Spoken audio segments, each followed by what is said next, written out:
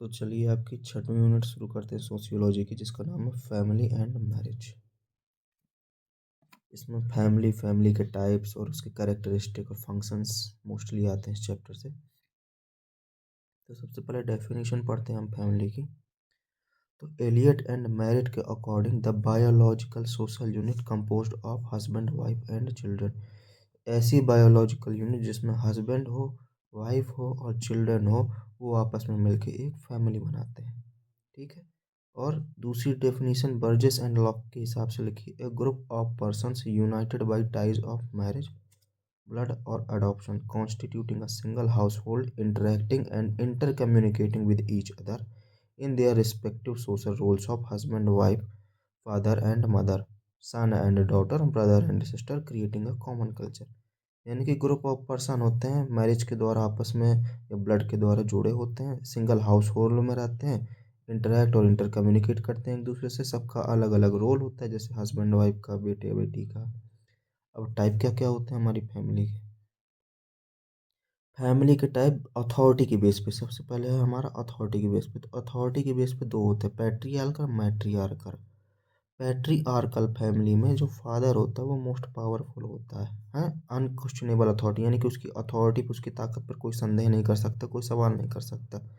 Supreme authoritarian उसको कहते हैं। फादर का मतलब मोस्ट पावरफुल होता है जब घर में, तो पैट्रियार्कल फैमिली। और अथॉरिटी के बेस में जब मैट्रियार्कल फैमिली होती है, उसमें मदर जो डोमिनेंट रोल प्ले करती है फैमिली, यानी कि मदर मोस्ट पावरफुल हो जाती है, मदर सुप्रीम अथॉरिटेरियन हो जाती है। तो क्या हुआ, दो हुए, पैट्रियार्कल मैट्रियार्कल। रेसिडेंसी के बेस पे हमारा आता है तीन, मैट्री लोकल, पैट्री लोकल और चेंजिंग रेसिडेंस। मैट्री लोकल में यानी कि हस्बैंड लिव करता है वाइफ के घर में, पैट्री लोकल यानी कि वाइफ लिव करती है हस्बैंड के घर में, और चेंजिंग रेसिडेंस का मतलब है कि हस्बैंड और वाइफ अल्टरनेटिवली अपना जो है पता चेंज करते रहते हैं, एक दूसरे के घर में रहते हैं। जैसे एक साल हस्बैंड ने वाइफ के यहाँ रह लिया, अगले साल वाइफ ने हस्बैंड के यहाँ रह लिया। तो अथॉरिटी के बेस पे हो गया, रेसिडेंसी के बेस पे हो गया।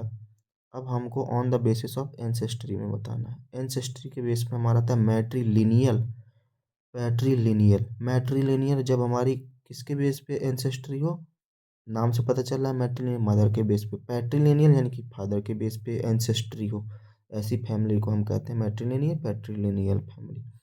मैरिज के बेस पे पॉलीगैमी फैमिली। पॉलीगैमी का फैमिली का मतलब होता है one man gets marriage many women and can live in a family with his wives and children. जब एक आदमी बहुत सारी मतलब वाइफ रख सकता है, वो बहुत सारी उसकी बीवियाँ होती हैं शादी के द्वारा, और एक ही घर में सब लोग रहते हैं सभी वाइफ और बच्चों के साथ, तो पॉलीगैमी फैमिली। पॉलीएंड्रस फैमिली का मतलब होता है कि जो वुमेन होती है वो बहुत सारे मर्दों के साथ शादी कर सकती है, और एक ही घर में उन्हीं सभी मर्दों के साथ और बच्चों के साथ या बारी बारी से अल्टरनेटिव रह सकते हैं, तो उसको पॉलीएंड्रस कहते हैं। तो पॉलीगैमी यानी कि एक हस्बैंड मैनी वाइफ, पॉलीएंड्रस यानी कि एक वाइफ मैनी हस्बैंड। मोनोगैमस का मतलब होता है कि सिर्फ एक मैरिज होगी, एक हस्बैंड और एक वाइफ होगा, बस ये मोनोगैमी हो गया या मोनोगैमस हो गया। अब on the basis of dominance में हमको पढ़ना है। तो मैट्रोनेमिक होता है, मैट्रोनेमिक का मतलब family ancestry in the name of the mother, यानी कि जो आपके परिवार का नाम होगा, एंसेस्ट्री का नाम होगा, वो मदर की फैमिली के बेस पे होगा। पैट्रोनमिक जो फैमिली का नाम होगा वो फादर के एंसेस्ट्री के बेस पे होगा, यानी कि जो पुराना नाम चला आ रहा है पिताजी के परिवार का, उसके नाम पर होगा। इमीडिएट फैमिली क्या होती है? इमीडिएट फैमिली होती है जिसमें मदर हो, फादर हो और बच्चे हों, बस ये इमीडिएट फैमिली। कॉन्जुगल फैमिली यानी कि husband and wife lives together. Extended family यानी कि कपल तो रह ही रहा है, हस्बैंड वाइफ रह ही रहे हैं, साथ में अदर रिलेटिव भी रहे, तो उसको एक्सटेंडेड फैमिली कहते हैं। कंसेजुआइन फैमिली का मतलब होता है ब्लड रिलेटिव सब रहेंगे, चाचा चाची जितने भी ब्लड रिलेशन है सब साथ में रहते हैं, उनको कहते हैं कंसेजुआइन फैमिली। न्यूक्लियर फैमिली का मतलब होता है हस्बैंड वाइफ और उनके ऑफस्प्रिंग, यानी कि जो बच्चे नाती होंगे वो रहेंगे, न्यूक्लियर फैमिली इसको कहते हैं। जॉइंट फैमिली का मतलब होता है कपल रहेंगे, उनके चिल्ड्रन रहेंगे, और एक चीज़ इसमें नोटिस नहीं की, जो कपल के जो है पेरेंट्स होंगे वो भी साथ में रह सकते हैं, यानी कि जो लड़के के माता पिता या लड़की के माता पिता हैं वो भी साथ में रहते हैं, उसको जॉइंट फैमिली कहते हैं। और सिबलिंग्स भी साथ में रहेंगे इसमें जॉइंट फैमिली में। तो ये न्यूक्लियर जॉइंट फैमिली हो गया। इमीडिएट फैमिली मदर फादर बच्चे, इस तरह ये डोमिनेंस के बेस पे हो गया। ठीक है, तो एक अथॉरिटी के बेस पे पढ़ा, एक रेसिडेंस के बेस पे पढ़ा, एक हमने पढ़ा एंसेस्ट्री के बेस पे, एक हमने पढ़ा मैरिज के बेस पे, और एक पढ़ा हमने डोमिनेंस के बेस पे, मैट्रिनोमिक, पैट्रोनोमिक, और बाकी ये सारी अदर्स चीज़ें हो गई हमारी। अब हमको पढ़ना है कि जो है फंक्शन क्या क्या होते हैं फैमिली के। फैमिली के फंक्शन में देखिए, बायोलॉजिकल फंक्शन को फुलफिल करना, और replacement of species through the propagation of progeny. इतनी कठिन लैंग्वेज पढ़ने का कोई मतलब नहीं है, आप सीधे से समझिए कि हमको आगे की जनरेशन बढ़ाना है, ठीक है। नेक्स्ट करंट जनरेशन से नेक्स्ट जनरेशन में हमको जाना है। किसके जरिए हमको जाएंगे? रिप्रोडक्शन के जरिए जाएंगे, तो यही बताया गया है।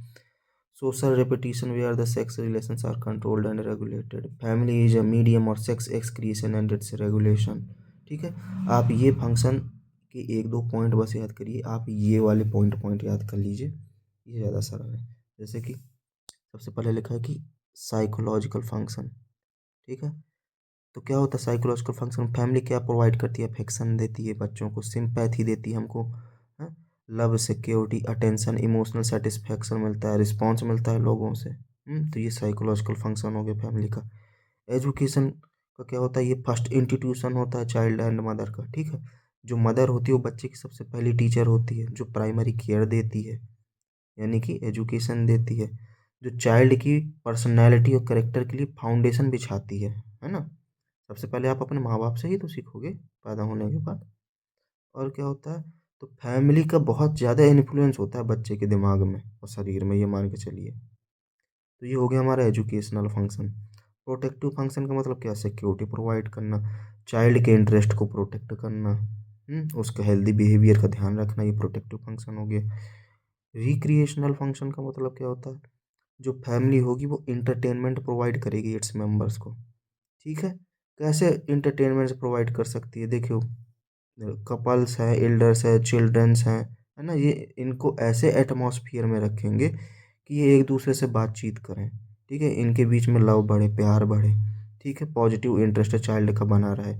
तो रिक्रिएशनल फंक्शन का मतलब ये होता है। रिलीजियस फंक्शन का मतलब the family has to provide some religious instruction to child to develop thoughts, kind heartedness and fulfilling flow feelings. तो रिलीजियस इंस्ट्रक्शन देते हैं हम बच्चे को, जैसे ही बच्चा पैदा होता है तो फैमिली में बताया जाता है ना कि यहाँ पे इसकी पूजा होती है, ऐसे बैठना है, ऐसे हाथ जोड़ना है, आपको दया की भावना रखनी चाहिए, भगवान ऐसे होते हैं, भगवान वैसे होते हैं, हर एक चीज़ बताई जाती है फैमिली में। तो ये रिलीजियस फंक्शन होते हैं। मेंटेन करना स्टेटस को मेंटेन कैसे कर सकते हैं? वैल्यू को डेवलप करना पड़ेगा, है ना। जो सोसाइटी के रूल्स रेगुलेशंस हैं उनको फॉलो करना पड़ेंगे। एक अलग स्टेटस रहता है हर एक फैमिली का। चाइल्ड लर्न करता है ऑनेस्टी के बारे में, ट्रुथफुलनेस के बारे में, ट्रेडिशनल कल्चर जो भी है उसकी फैमिली का, उसके समाज का, उसके रोल मॉडल्स के बारे में। तो ऐसे स्टेटस धीरे धीरे चाइल्ड का डेवलप होता है और मेंटेन करता है वो। कल्चरल फंक्शन का मतलब होता है फैमिली जो है कल्चर को अलाइव रखती है सोसाइटी में, ठीक है। फैमिली ही होती है जो कल्चर को अलाइव रखती है पूरे सोसाइटी में। ये एक एज अ वेसल काम करती है फैमिली, यानी कि इंस्ट्रूमेंट की तरह काम करती है जो ट्रांसमिट करती है कल्चर को अपने बच्चों में, और फिर वो बच्चे अपने बच्चों को ट्रांसमिट करते हैं। क्या क्या ट्रांसमिट करता है कल्चर? जैसे पिछली यूनिट में पढ़ा था, वही idea, thoughts, attitude, rules regulation, वही लिखा देखिए, idea, folkways, mores, custom, tradition, believe. Social function से देखिए फैमिली के लिखे हैं कि सेक्सुअल स्टेबल रिलेशनशिप को सेटिस्फाई करना, ठीक, production and rearing of children, यानी कि रियरिंग यानी कि जो है उसको पालना, बच्चों का लालन पालन करना, पोषण करना, प्रोडक्शन करना बच्चों को, और उनका जो है रियरिंग करना। Provision of home, home provide करना बच्चों को रहने के लिए। और ये तीनों चीज़ें आपस में लिंक्ड होती हैं, सेक्सुअल स्टेबल रिलेशनशिप का satisfaction, rearing caring of children and provision of home, ये आपस में इंटरकनेक्टेड होती हैं, ठीक है। और कुछ नॉन एसेंशियल फंक्शंस भी होते हैं, जैसे कि रिलीजियस फंक्शन, चर्च, टेम्पल, मस्जिद, economic function, bank, financial corporation, insurance officer, education, school. Recreational के तौर पे हम क्या देते हैं? सिनेमा हॉल दे देते हैं। रिक्रिएशनल एक्टिविटी का मतलब होता क्या है? अदर एक्टिविटी करना, है ना। आप पूरे दिन पढ़ाई तो कर नहीं सकते, आपको कुछ ना कुछ अपना मन बहलाने के लिए भी चीज़ें करनी पड़ेंगी, उसी को कहते हैं रिक्रिएशनल। सिनेमा हॉल में चले गए, क्लब में चले गए, पार्क में चले गए, क्रिकेट खेल लिया हमने, कुछ भी किया कि, और ऑफ से एक हॉस्पिटल, ये सारे अदर फंक्शन हो गए हमारे फैमिली के। अब फैमिली के हमने टाइप पढ़ लिए, फैमिली के हमने फंक्शन या कैरेक्टरिस्टिक पढ़ लिए। और अगर आपको हेडिंग हेडिंग याद करनी है तो आप सीधे सीधे ये 3-4 हेडिंग यहाँ पे आप याद कर सकते हैं। जैसे कि सबसे पहले हमारा लिखा हुआ है कि रिलेशनशिप मेंटेन करके रखना हमें मैन और वुमेन के बीच में, ठीक है। इकोनॉमिक नीड्स को सेटिस्फाई करना है। अब आप फैमिली में रहोगे तो आपको कुछ चाहिए है तो आप क्या करोगे, अपने पेरेंट्स से ही तो मांगोगे, अपनी फैमिली मेम्बर से ही मांगोगे ना कि ये खरीदना है, हमें ये खरीदना है। तो satisfy economic need. Common place of living, रहने के लिए कॉमन प्लेस हो जाएगा बच्चों के लिए। Form of marriage, form of marriage में देखिए कि एक इंपॉर्टेंट पॉइंट लिखा है कि society does not permit to establish the mating relationship without marriage. जो सोसाइटी होती, समाज होती है, वो मेटिंग रिलेशनशिप को जो है अलाउ नहीं करती जब तक आप शादी नहीं करो। यानी कि आप सेक्सुअल रिलेशनशिप बना के नहीं रह सकते हैं जब तक आप शादी ना करें। तो मैरिज एक प्रकार की रिचुअल है, प्रथा है, जो कि परफॉर्म की जाती है फैमिली को इस्टेब्लिश करने के लिए, है ना। यानी कि आपको फैमिली बनानी है तो आप पहले ये प्रथा करो, मैरिज करो। और क्या, नोन बाय नेम, आप पैदा होते ही अपने फैमिली के नाम से जाने जाओगे। रियरिंग, केयरिंग करना, चाइल्ड का प्रोटेक्शन देना, सेक्सुअल नीड को सेटिस्फाई करना, है ना। ये सब है, सेम चीज़ है, इसके जैसे ही है, कुछ इसमें डिफरेंस नहीं है, बस थोड़ा बहुत एक दो पॉइंट का डिफरेंस है। अब अगला इम्पोर्टेंट फंक्शन हमको पढ़ना है। सबसे पहले तो आता है हमारा जो है जॉइंट फैमिली। जॉइंट फैमिली का कैरेक्टरिस्टिक पढ़ते हैं और मेरिट डीमेरिट पढ़ते हैं जॉइंट फैमिली की, यानी कि एडवांटेज डिसएडवांटेज जॉइंट फैमिली के पढ़ते हैं। जॉइंट फैमिली का मतलब आपको पता चल ही है, यानी कि हस्बैंड वाइफ कपल रहेंगे, उनके ऑफस्प्रिंग रहेंगे और सिबलिंग्स भी रहेंगे, भाई बहन भी उनके रहेंगे, उनके फादर मदर्स भी रहेंगे, हैं? पूरी जॉइंट फैमिली रहेगी। और कपल्स के भी पेरेंट्स रहेंगे। तो जॉइंट फैमिली का यहाँ पे लिखा है, according to doctor Irawati Karve, a group of people who generally live under one roof, who eat food cooked at one hearth, who hold property in common, who participate in common family worship, and who are related to each other। तो group of people जो generally एक roof में रहते हैं, यानी कि एक ही छत के नीचे रहते हैं और पका हुआ खाना खाते हैं एक ही किचन में। अर्थ यानी कि चूल्हा, एक ही चूल्हे में बना हुआ सब लोग खाना खाते हैं, सबकी कॉमन प्रॉपर्टी होती है, कॉमन भगवान की पूजा करते हैं और एक दूसरे से रिलेटेड होते हैं, उसको कहते हैं हम जॉइंट फैमिली। जॉइंट फैमिली के बेनिफिट क्या क्या हैं ये पढ़ लीजिए आप यहाँ पे। जॉइंट फैमिली में हमको सोशल सिक्योरिटी मिलती है ना, रिक्रिएशनल एक्टिविटी हम कर सकते हैं, कॉमन रूफ, कॉमन किचन होता है, कॉमन वर्जन होता है, कोऑपरेशन होता है और प्रोडक्टिव यूनिटी होती है, म्यूचुअल राइट होते हैं, रिस्पॉन्सिबिलिटी होती है, सभी की, बच्चे की अलग होती, माँ बाप की अलग होती, अथॉरिटी होगी हेड ऑफ फैमिली की। माता है या पिता है, जो भी सबसे बड़ा डोमिनेंट होगा उसकी अथॉरिटी होती है। जैसे आपने जॉइंट फैमिली में देखा होगा, अक्सर जो सबसे बुजुर्ग व्यक्ति होते हैं फैमिली में, जैसे बाबा हो गए, दादा, वो अथॉरिटेटिव फिगर रहते हैं फैमिली में, है ना। और करेक्टरिस्टिक में आप जो है पढ़ सकते हैं, depth of generation. Joint family में बहुत सारी जनरेशन लगती है, दादा, फिर पापा, फिर बच्चे, फिर उनके बच्चे, यानी कि बहुत सारी 2 से 3 जनरेशन रह सकती है, including at least grand parent, parent and children and sometimes other किथ एंड किन, यानी कि अदर जो रिलेटिव्स रिश्तेदार होते हैं, जैसे कि अंकल हो गई, आंटी हो गई, कजिन्स हो गई, ग्रेट ग्रैंडसन, पड़पोते हो गए, वो भी जो जॉइंट फैमिली में रहते हैं। कॉमन रूप होता है सबका, ठीक है, क्योंकि सब लोग साथ में रहते हैं। हम्म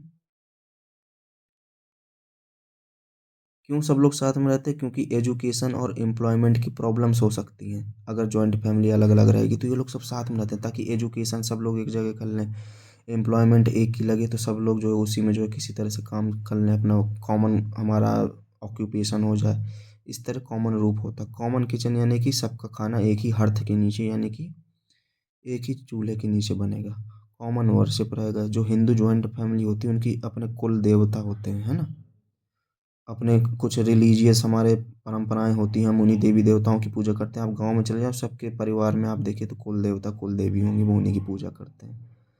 और कॉमन प्रॉपर्टी होगी, खेत खलिहान, आपने गांव में देखे सबके कॉमन प्रॉपर्टी होती है, उसी में सब लोग आपस में बांट लेते हैं। यही है हमारे joint family characteristic, depth of generation, common roof, common kitchen, common worship, common property. अब और क्या क्या है हमारे कैरेक्टरिस्टिक में, एक्सरसाइज ऑफ अथॉरिटी वही सेम चीज़ है, जिसकी अथॉरिटी होगी, जैसे कि जो एल्डेस्ट मेल होगा, usually the eldest male member exercise the authority, है ना, सब दादा बाबा एल्डेस्ट मेल जो होंगे फैमिली में। अरेंज मैरिज होती है, ये तो आपने पता ही है, जॉइंट फैमिली में जो हेड होता है यानी कि जो एल्डेस्ट मेंबर होगा, अथॉरिटेटिव फिगर होगा, उसके पास ये प्रिविलेज होता है, अधिकार होता है कि वो जो है मैरिज फिक्स करता है, अपने जो है नाती पोतियों की अरेंज मैरिज फिक्स करता है ना। उनका लिए लाइफ पार्टनर वो स्वयं चूज करता है, ना कि वो लोग चूज कर पाते हैं। प्रोक्रिएशन हो गया हमारा क्योंकि जॉइंट फैमिली का जो है साइज होता है वो नेचुरली बिगर होता है, तो प्रोक्रिएशन यानी कि रिप्रोडक्टिव एक्टिविटी बहुत ज़्यादा इंक्रीज रहती है इसमें। और सेल्फ सफिशिएंट रहते हैं जॉइंट फैमिली में, अक्सर देखा है आपने, सेल्फ सफिशिएंट फैमिली होती है, उनके पास एक कॉमन ऑक्यूपेशन है, सब लोग उसी में रहेंगे, उसी से अपना पैसे कमाएंगे और उसी से अपना घर का खर्चा चलाएंगे। तो ये हमारे हो गए कैरेक्टरिस्टिक जॉइंट फैमिली के। ठीक है, अब हमको पढ़ना है एडवांटेज और डिसएडवांटेज जॉइंट फैमिली की, या मेरिट या डिसमेरिट आप समझ लीजिए जॉइंट फैमिली के। तो जॉइंट फैमिली के एडवांटेज क्या क्या है? इकोनॉमिक प्रोग्रेस, सबसे पहले तो पैसा आएगा। प्रोटेक्शन ऑफ मेंबर, सुरक्षा मिलेगी। डिवीजन ऑफ लेबर, सबका अपना अपना काम रहेगा, बच्चों का काम है पढ़ाई करना, माता पिता का काम है बच्चों का ध्यान रखना, पिता का काम है पैसा कमाना, दादा का काम है सबके ऊपर नज़र रखना। ये डिवीजन ऑफ लेबर होगा जॉइंट फैमिली में। और रिक्रिएशनल एक्टिविटी के लिए बहुत सारे साधन होंगे, मीन्स होंगे। अवॉइड फ्रेगमेंटेशन ऑफ प्रॉपर्टी, बंटवारे से बचे रहते हैं जॉइंट फैमिली में। वेल्थ में सिक्योरिटी होती है, क्योंकि जब सब लोग एक ही जगह पर रहेंगे तो सबका धन कैसा रहेगा, संचित रहेगा, एक जगह ही रहेगा, तो क्या होगा, अच्छा खासा धन रहेगा, सिक्योरिटी रहेगी, कोई भी आने वाले कोई भी कल के समय कोई भी दिक्कत परेशानी हो फैमिली में तो सब लोग जो है अपना धन दे सकते हैं, कमी नहीं रहेगी। डेवलपमेंट होती है गुड क्वालिटी की, क्योंकि आपको जो संस्कार सीखने को मिलते हैं अपने माता पिता से, दादा से। Cooperation, sharing and economy, stable and durable relationship होता है एडवांटेज में। तो ये सारे एडवांटेज हो गया, ये सारी चीज़ें हो गई एडवांटेज। डिसएडवांटेज में आप पॉइंट पॉइंट देखिए। Hinders in development of personality, यानी कि आप खुद की पर्सनालिटी डेवलप नहीं कर पाओगे, है ना। अब आपको कुछ भी सोचना है तो आपको क्या, आपको बताने के लिए आपके माता पिता हैं, दादा दादी हैं, आपको सारी चीज़ें मिल गई, आपने खुद से कुछ सोचा ही नहीं, खुद की आपने अपनी सोच ही डेवलप नहीं की, आपकी पर्सनालिटी डेवलप कैसे होगी? आपको बाहर जाना पड़ेगा, देखना समझना पड़ेगा, सोचना पड़ेगा, तब ना आपकी पर्सनालिटी डेवलपमेंट होगी। इनकरेज लिटिगेशन और स्ट्राइक, इसका मतलब होता है कि आपने देखा है कि जॉइंट फैमिली में मार कुटाई बहुत होती है, मुकदमेबाजी होती है, हड़ताल होती है। और क्या होता है, अनकंट्रोल्ड प्रोक्रिएशन, रिप्रोडक्शन एक्टिविटी आपने देख ली बहुत ज़्यादा होती है, जनसंख्या बढ़ सकती है। लो स्टेटस वुमेन का होता है, औरतों की कम इज्जत होती है। प्रमोट करते हैं लेजीनेस को, आलसी भी हो जाते हैं कुछ कुछ लोग। प्राइवेसी मिलती नहीं है आपको जॉइंट फैमिली में, आप ये नहीं सोच सकते कि आप ए, जैसे आज के ज़माने में लोग कहते हैं कि आप कमरा बंद करके फ़ोन चला लो, नहीं, जॉइंट फैमिली में ऐसा पॉसिबल नहीं है, कोई ना कोई आएगा आपको डिस्टर्ब करने के लिए। पॉवर्टी यानी कि गरीबी होगी। डैमेज करेंगे इंडिविजुअल के इनिशिएटिव को, और क्या होगा, झगड़े का जो है सेंटर बना रहेगा घर। सोशल मोबिलिटी हमारी लिमिट हो जाएगी, ज़्यादा इधर उधर जा ही नहीं पाना, घर ही में इतने सारे लोग हैं कि आपका मन बहल जाएगा। तो ये हो गए डिसएडवांटेज जॉइंट फैमिली को, ये हो गए एडवांटेज। अब हम देखते हैं कि डाउरी, डाउरी हमारा क्या है, डाउरी आता है फैक्टर्स रिस्पॉन्सिबल, यानी कि डाउरी के कॉजेज, और डाउरी को रेगुलेट कैसे करते हैं, और डाउरी की डेफिनेशन। तो according to Oxford dictionary, property और money brought by a bride to her husband when she married him, यानी कि जब ऐसा कोई प्रॉपर्टी या मनी जो कि जो है दुल्हन के द्वारा हस्बैंड के घर, पत्नी के द्वारा पति के घर में लाया गया हो, जब वो उसने शादी की हो, उसको हम डाउरी कहते हैं। ठीक है, डाउरी प्रोहिबिशन एक्ट भी बना, देखिए 1961 में, उसके सेक्शन 2 के हिसाब से भी डेफिनेशन लिखी कि any amount of money property या valuable security offered or given in connection with the marriage of the said parties before or at the time of any time after the marriage, यानी कि कोई भी amount का money या property जो कि शादी के पहले या बाद में जो है दुल्हा पक्ष दुल्हन पक्ष की तरफ से दूल्हे पक्ष को दी गई हो, उसको डाउरी कहते हैं। ठीक है, क्या क्या होते हैं डाउरी के कॉजेज? कास्ट सिस्टम के द्वारा डाउरी होता है ना। सोशल कस्टम, पुराने रीति रिवाज देख रहे हैं हमारे हिंदू समाज में, ये सब चला आ रहा है, पहले से चला आ रहा है दहेज लेने की प्रथा। इनएविटेबिलिटी ऑफ मैरिज, ऐसा नियम बना दिया गया है कि अगर आपको शादी करना है तो आपको दहेज देना ही पड़ेगा। तो इनएविटेबिलिटी ऑफ मैरिज का मतलब होता है कि अगर आप शादी करोगे तो जाहिर सी बात है आपको जो है दहेज देना पड़ेगा। ये है, मेट्रो सिटी में आजकल नहीं है, पर आप अभी भी टायर 2 टायर 3 सिटी में चले जाओ, ये मिलेगा। फिजिकल हैंडीकैप, यानी कि अगर कोई छत विछत अंग के साथ पैदा हुआ है, इन केस लड़की है या लड़का है, मोस्टली लड़कियों के केस में ऐसा होता है कि अगर वो जो है फिजिकल हैंडीकैप है तो उसकी शादी करने के लिए आपको जो है डाउरी देना पड़ेगा लड़के को। Aspiration of money in rich family में, यानी कि जो अमीर फैमिली होती है उनको और ज़्यादा अमीर होने की चाहत होती, पैसे की चाहत होती, तो वो डाउरी लेते हैं। और false notion of social status, यानी कि अपने आप को समाज में बहुत ज़्यादा ऊपर समझने की गलती करते रहते, सोचते थे हम बहुत बड़े हैं समाज में, बहुत हमारा वो है, और अगर हम डाउरी लेंगे तो हमारा समाज में स्थान और ज़्यादा ऊपर हो जाएगा। तो ये होता है false notion of social status.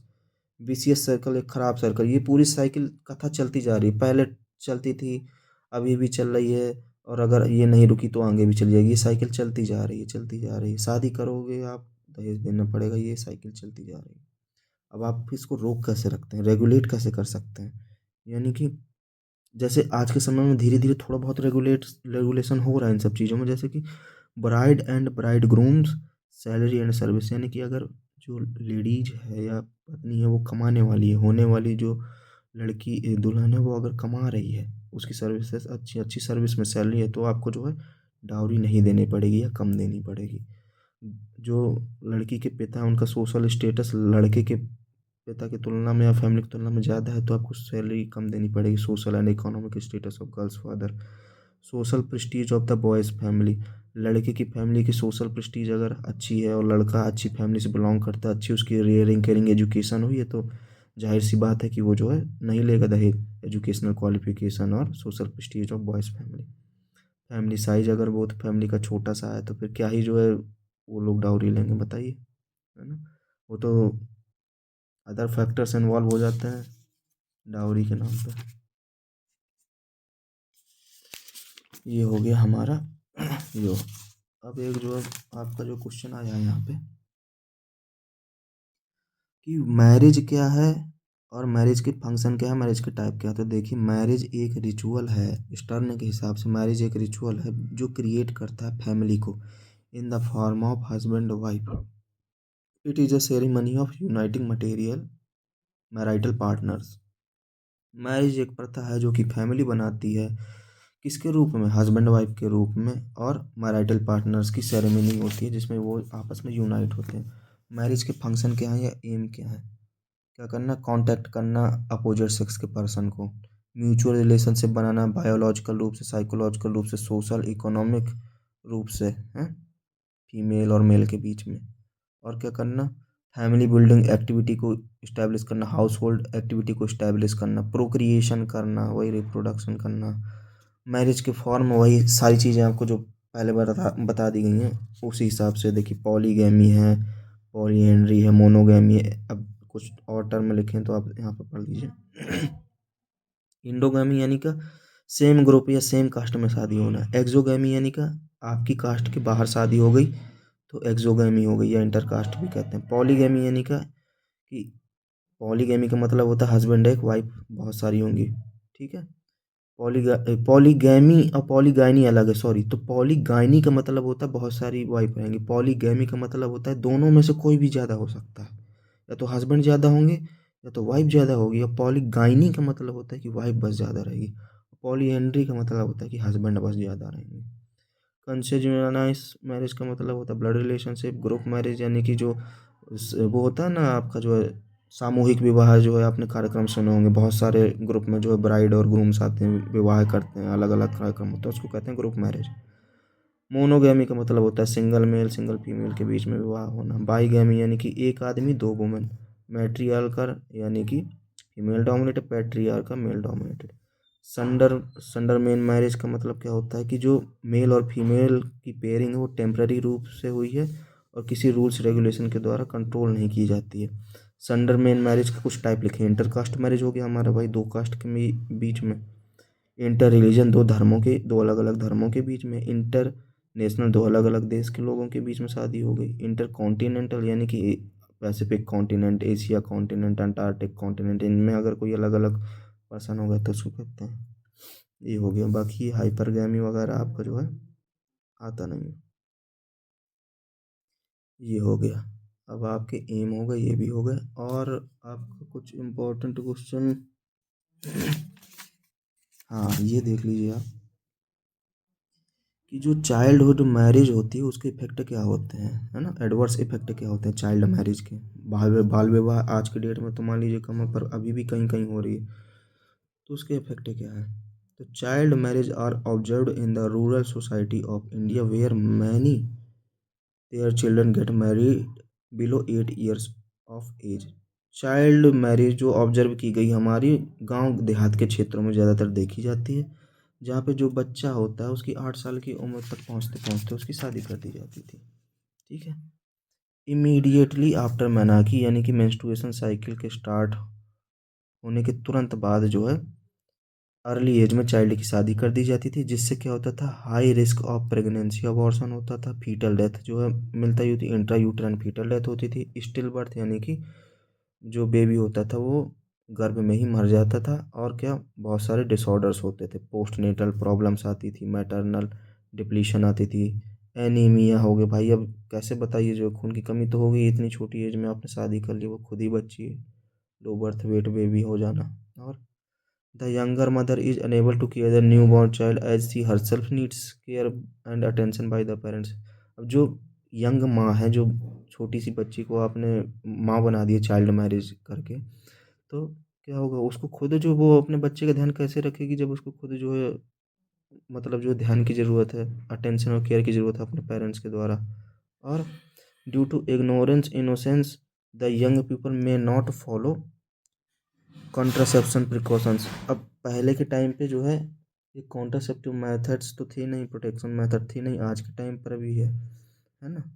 तो इससे क्या होता था जो है, दिक्कत होती थी, बर्थ रेट जो है बढ़ जाता था, चाइल्डहुड मॉर्बिडिटी इंक्रीज हो जाती थी। अब मोर्टेलिटी रेट हमारा इंक्रीज हो जाता था जो है छोटी लड़कियों का, है ना। फैमिली साइज जो है क्या होता था हमारा, लार्ज हो जाता था। सोशियो इकोनॉमिक स्टेटस फैमिली का अफेक्ट होता था, जितनी ज़्यादा फैमिली के मेंबर और उतना अगर आपके पास पैसा नहीं है तो आपका सोशियो इकोनॉमिक स्टेटस कम हो ही जाएगा। In maternity cycle the women needs adequate nutrition and care which lacks in the case of early child bearing stages.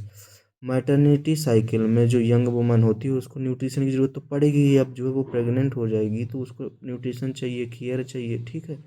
और जब उसको ये सारी चीज़ें नहीं मिलेगी अर्ली चाइल्ड बियरिंग स्टेजेस में, तो क्या होगा, जाहिर सी बात है मोर्टेलिटी मॉर्बिडिटी रेट बढ़ेगा, उसको दिक्कत आएगी post natal, antenatal, maternal depletion care में, है ना। लैक होगी, उसकी कमी हो जाएगी, ये सारी चीज़ें। ये मैरिज प्रॉब्लम्स लिखी है इंडिया के बारे में, lack of trust, sex laxity, heterogenicity, dowry system, decline of moral, divorce separation, impact of western family system, sex laxity, change in relationship between man and woman, है ना। ये सारी चीज़ें मैरिज प्रॉब्लम के बारे में लिखी है। तो आपका यहाँ पे 6वीं यूनिट ख़त्म हो गई है। हाँ, आपकी न्यूक्लियर फैमिली की कुछ मेरिट डिमेरिट लिखे हुए हैं, तो ये लिखी हुई है, देखिए मेरिट ऑफ न्यूक्लियर फैमिली लिखी है। आप इसकी हेडिंग हेडिंग बस पढ़ लीजिए। हालांकि मेरिट आपकी न्यूक्लियर फैमिली की कम आती है, मेरिट और डिमेरिट जॉइंट फैमिली की आती है, जो मैंने आपको बता दी है। आपको जो है अगर पढ़ाने में समझ में आया हो, आपको समझ में आया हो तो आप सब्सक्राइब कर सकते हैं, लाइक कर सकते हैं, शेयर कर सकते हैं। और आपको किसी और सब्जेक्ट में भी कुछ पूछना तो आप कमेंट करके बताइए, तो उसका वीडियो बना देंगे।